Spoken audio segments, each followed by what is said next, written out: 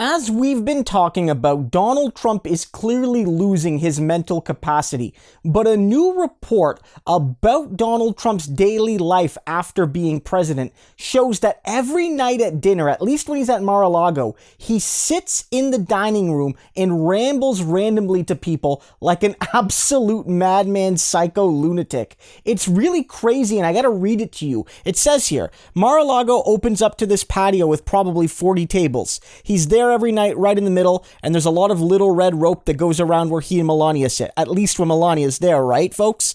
It's not really dinner, it's more like they're the bride and groom at a wedding party. The whole night people come up to them and kiss the ring while he has a monologue going. It doesn't really matter who he's talking to, it's kind of just like a spray, and whoever is in front of him gets sprayed with the conversation. I too became a prop. Michael Wolff, the world's greatest writer, blah blah blah.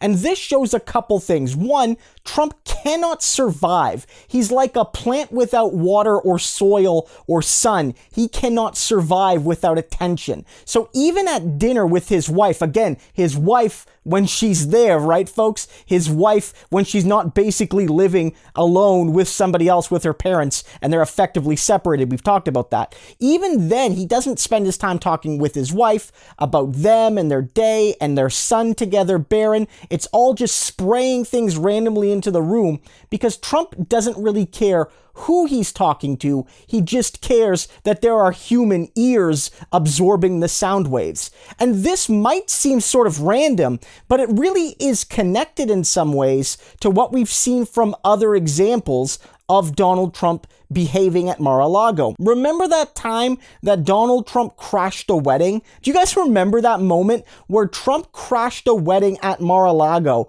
and took the mic while the bride and groom were supposed to be enjoying their first dance, enjoying their first night together for the rest of their lives, and Trump is ranting about the election and how it was taken from him, and we're getting all of these grainy videos of everyone just awkwardly watching. And he's done that more than once at weddings and charity events and other parties at Mar-a-Lago.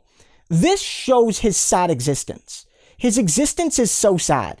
No one loves this man. No one loves him, at least not the people that he wants to be loved by. He's loved by working class Trump supporters in the cult. They do love him, but Trump doesn't give a damn about those people. He just wants to rip them off and take their money through donations and whatnot. But the people that go to Mar-a-Lago, that Trump actually wants the love and admiration of, they sort of sit there awkwardly while Trump talks at them, and maybe they kiss the ring for admiration or out of obligation, but there's no love in that room.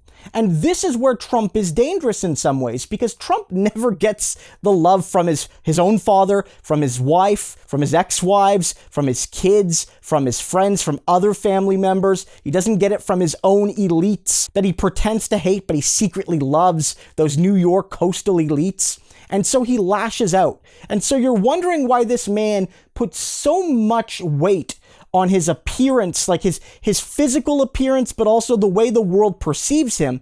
And like, this is why. It's because there's no actual internal, value that he has. There's no internal love that he has. So you might feel sad for Trump here, but remember that this man, with all of this loneliness, never tried to solve it by being a better person. He tried to solve it by destroying anyone that stood in his way and by making the United States far worse for nearly everyone, especially the most marginalized. You don't have to feel bad for this deranged lunatic.